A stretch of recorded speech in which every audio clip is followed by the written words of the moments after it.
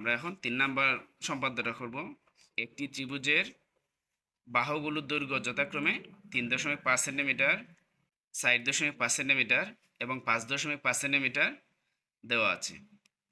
ক নাম্বার আমাদের বলছে 4 সেন্টিমিটার বাহু বিশিষ্ট একটি বর্গ অঙ্কন করো। 4 সেন্টিমিটার একটা বাহু নিলাম।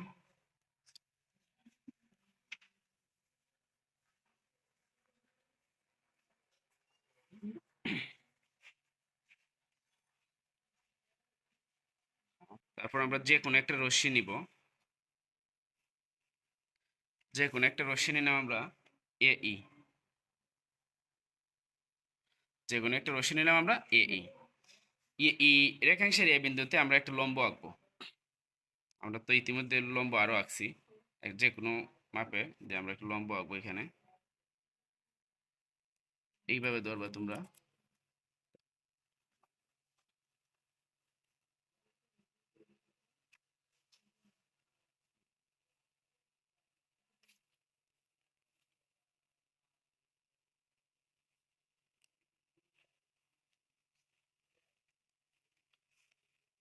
আমরা এফ লম্ব আঁকলাম এ বিন্দুতে।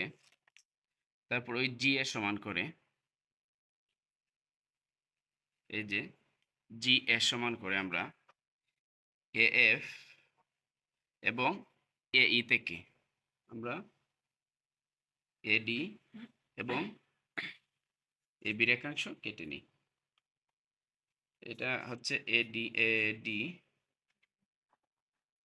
এটাকে দিলাম আমরা এডি আর এটাকে দিলাম বি এবি। তারপর আমরা একই মাপে বি এবং ডি বিন্দু থেকে কোণ বি এ ডি এর অভ্যন্তরে দুইটি বৃত্তচাপ আঁকি। এই যে একটা, আর এখান থেকে এই যে আরেকটা। মনে করি বৃত্তচাপ দুটি সি বিন্দুতে ছেদ করে। তারপর আমরা বি সি আর সিডি আমরা যোগ করি। বিসি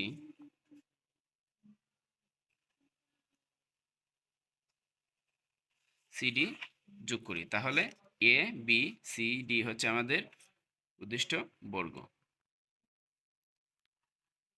তাহলে এ বি সি ডি হচ্ছে আমাদের উদ্দিষ্ট বর্গ।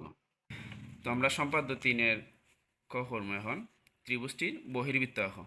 ত্রিভুজটি এখানে দেওয়া আছে। একটি ত্রিভুজের বাহুগুলোর দৈর্ঘ্য যথাক্রমে 3.5 সেন্টিমিটার, 4.5 সেন্টিমিটার এবং 5.5 সেন্টিমিটার। যদি বাহুর দৈর্ঘ্য দেওয়া থাকে তাহলে আমরা এই অনুযায়ী বাহু আঁকবো। আর যদি বলে যে শুধু ত্রিভুজটির পরিসীমা ত্রিভুজটির বহির্বৃত্ত আঁকো, তাহলে তোমরা যে কোনো মাপে বাহু নিতে পারবা বা 1 সমান করে বাহু নিতে পারবা। আমরা বাহুগুলো নিলাম 3.5,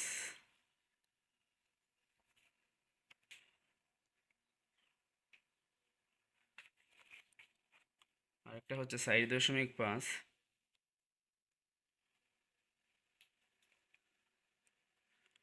আরেকটা হচ্ছে 5.5। যদি বাহুগুলোর মাপ দেওয়া থাকে এই অনুযায়ী আঁকবো, আর না হলে আমরা আমাদের মতো করে আঁকবো। ঠিক আছে, 1 সমান করেও আঁকতে পারো।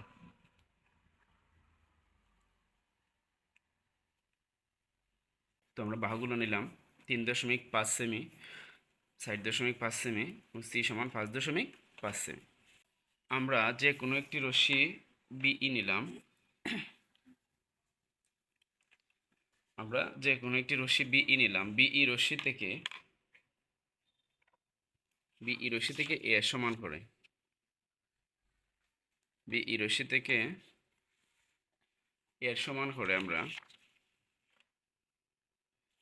বিসি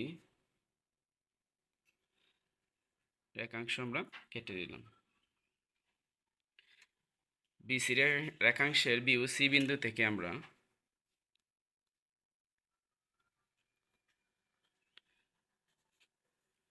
বিসি রেখাংশের সি বিন্দু থেকে আমরা বি এর সমান করে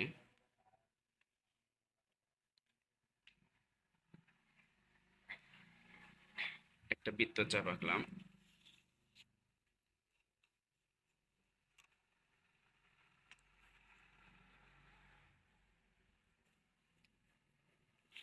এবং সি এর সমান করে বি বিন্দু থেকে আরেকটি বৃত্তচাপ আঁকলাম। মনে করি বৃত্তচাপটি এ বিন্দুতে ছেদ করে। এখন আমরা যোগ করব। ত্রিভুজটা আঁকতেছি আগে আমরা সর্বপ্রথমে।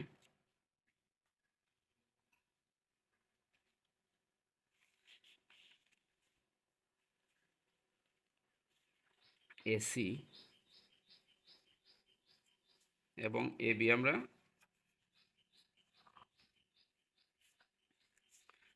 যোগ এবি যোগ করে আমরা বর্ধিত করলাম ডি বিন্দু পর্যন্ত। এখন আমরা কোণ এ এবং এই যে সি, কোণ ডি এ সি এবং কোণ ই সি এ অর্ধেক করব, আমরা সমদ্বিখণ্ডিত করব।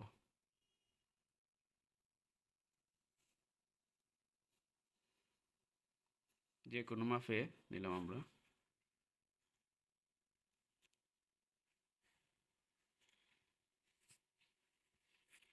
এটাও আমরা যে কোনো মাপে নিলাম।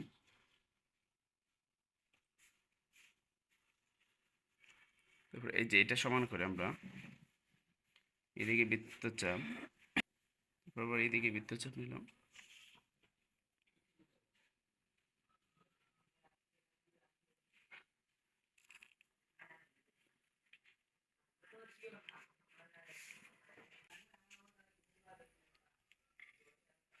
তারপর আবার এই যে পুরোটা সমান করে আমরা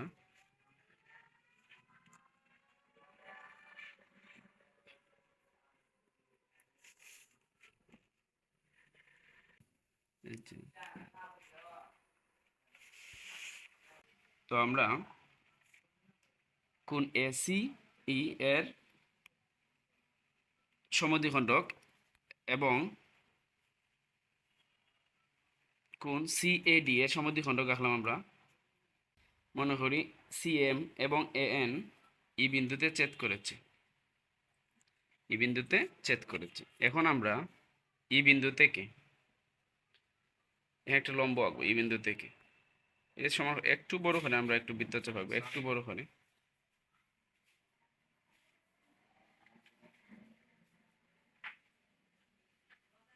এই যে আমরা একটা বৃত্তচাপ আঁকলাম এসি একাংশে। তারপরে আমরা ইএস লম্ব আঁকি। এই যে আমরা এটা সমান করে এখন এদিকে বৃত্তচাপ আঁকবো।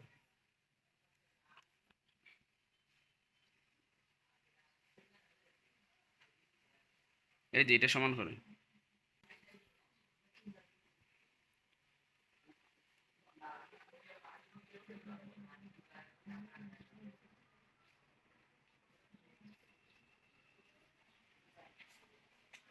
ইএস লম্ব আঁকলাম। এখন ইএস এর সমান করে এই যে ইএস এর সমান করে, ঠিক আছে। তারপর আমরা ইএস এর সমান করে ইএস এর সমান ব্যাসার্ধ নিয়ে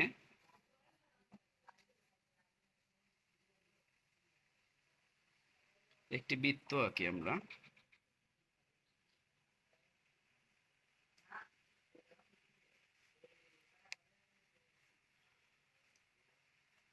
তাহলে এই বৃত্তটি হচ্ছে আমাদের নির্ণেয় বহির্বৃত্ত। এটা হচ্ছে আমাদের প্রথমে বিএফ রশ্মি নিয়েছিলাম আমরা। এখানে অঙ্কনের বিবরণটা আছে। এই যে অঙ্কনের বিবরণটা এখান থেকে তোমরা দেখে নিবা। আমি যেভাবে আঁকছি এইভাবে দিলেও হবে, আবার তোমরা নিজেদের মতো করে লিখতে পারো। বাকি অংশটা হচ্ছে এই যে এখানে অঙ্কনের বিবরণের বাকি অংশটা হচ্ছে এখানে। তো আশা করি তোমরা বুঝতে পারছো। আমরা এখন সম্পাদ্য 3-এর, আমার শীটের সম্পাদ্য 3-এর এই যে গ নাম্বারটা করবো আর কি। রম্বসের পরিসীমা যদি ত্রিভুজটির পরিসীমার সমান হয় এবং একটি কোণ এক্স সমান 75 ডিগ্রি হয়, তাহলে রম্বসটি অঙ্কন করো। এই যে আমার 3 নাম্বার যে সম্পাদ্যর যে দাগটা আর কি, এই যে এটা হচ্ছে আমাদের 3 নাম্বার প্রশ্ন সম্পাদ্যের। তো আমরা 3 নাম্বার করব এখন। 3 নাম্বারের গ। আমরা খ নাম্বারে যে ত্রিভুজটা আঁকছিলাম ওই ত্রিভুজটার মান আমরা পাইছিলাম। আগে তোমরা গ নাম্বারে লিখে নিবা। ত্রিভুজের 3 বাহুর দৈর্ঘ্য হবে আমার রম্বসের পরিসীমা। তাই পি সমান আমরা লিখবো ত্রিভুজের 3 বাহুর দৈর্ঘ্য 3.5 সেন্টিমিটার, 4.5 সেন্টিমিটার, 5.5 সেন্টিমিটার সমান যোগ করে আমরা পাবো 13.5 সেন্টিমিটার এবং একটি কোণ দেওয়া আছে 1 সমান 75 ডিগ্রি। রম্বসটি আঁকতে হবে। শুরুতেই আমি গ নাম্বার এটা লিখে নিব। 13.5 আমরা পরিসীমা পাইছিলাম ত্রিভুজের 3 বাহুর যোগফল, বা যদি বলে যে যে কোনো পরিসীমা দেওয়া আছে 12, 13, 10 যে কোনো পরিসীমা রম্বস আঁকো, তাহলে আমরা সর্বপ্রথম যে কাজটা করবো 4 ভাগ করব। কয় ভাগ করব? 4 ভাগ করব। এখন আমরা রম্বসকে 4 ভাগ করতে হলে অর্ধেকের বেশি মাপ নিব চোখের আন্দাজে, ঠিক আছে? অর্ধেকের বেশি মাপ নেওয়া আমরা উভয় দিকে বৃত্তচাপ আঁকবো। আবার এখান থেকে আমরা বসাইয়া এই যে এইদিকে, আবার এইদিকে, তারপরে বৃত্তচাপ দুইটা বিন্দু আমরা মিলাবো। এই যে এটা আমাদের অর্ধেক হলো। কি হলো? অর্ধেক। আমরা আবার এই যে অর্ধেক নিলাম, আমরা এই অর্ধেককে আমরা আবার 2 ভাগে ভাগ করব। অর্ধেকের বেশি মাপ অথবা সমান করে মাপ নিয়ে এদিকে বৃত্তচাপ, এদিকেও বৃত্তচাপ, আবার এই বিন্দু থেকে এদিকে বৃত্তচাপ, এদিকে বৃত্তচাপ নিলাম।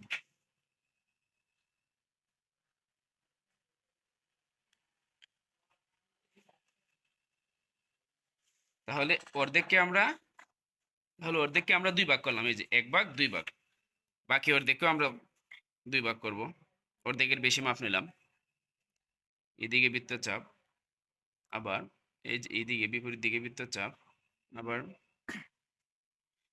এদিকে বৃত্তচাপ, এদিকে ওর এই বিন্দু, আর এই যে এই বিন্দু আমরা সমান করে অর্ধেক করে নিব। তাহলে কয় ভাগ হলো? 1 ভাগ, 2 ভাগ, 3 ভাগ, 4 ভাগ। এটাকে আমরা লিখতে পারি p/4। p/4 মানে p এর 4 ভাগের 1 ভাগ। p এর 4 ভাগের 1 ভাগ। ওই 1 ভাগের সমান করে আমরা রম্বস আঁকবো। একটা কোণ দেওয়া ছিল আমাদের 75 ডিগ্রি। আমরা একটা কোণ নিব আগে 75 ডিগ্রি।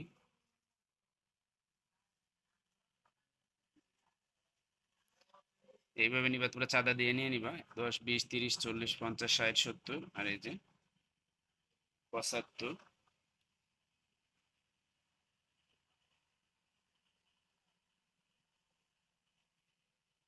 চাঁদা দিয়ে 75 ডিগ্রি কোণ নিয়ে নিলাম।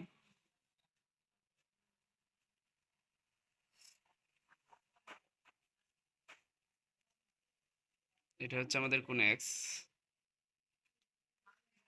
75 ডিগ্রি। তো আমরা রম্বস আঁকবো। এখন যে কোনো একটা রশ্মি DE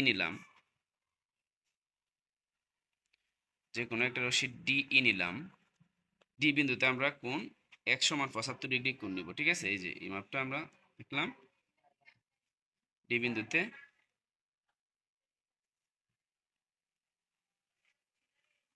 বিন্দুতে কোণ 75 ডিগ্রি কোণ আঁকবো আমরা। এই যে এটা সমান করে আমরা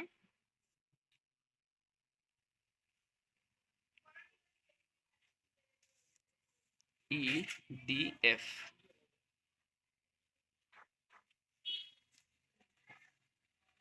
ডি বিন্দুতে আমরা কোণ x এর সমান করে EDF সমান 75 ডিগ্রি কোণ আঁকি। এখন পরিসীমা p/4 এর সমান করে DF এবং DE থেকে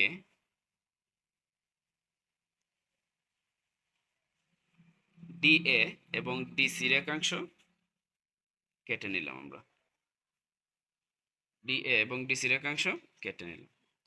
এখন কোণ ADC এর অভ্যন্তরে একই মাপে আমরা ওই যে p/4 এর সমান করে দুইটি বৃত্তচাপ আঁকি। এই যে একটা, আবার এই যে আমাদের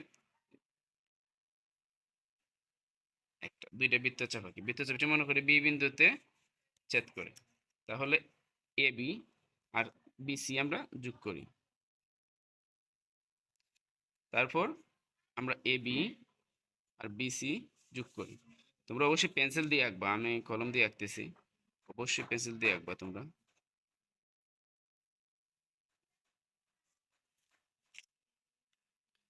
তাহলে ABCD আমাদের উদ্দিষ্ট রম্বস।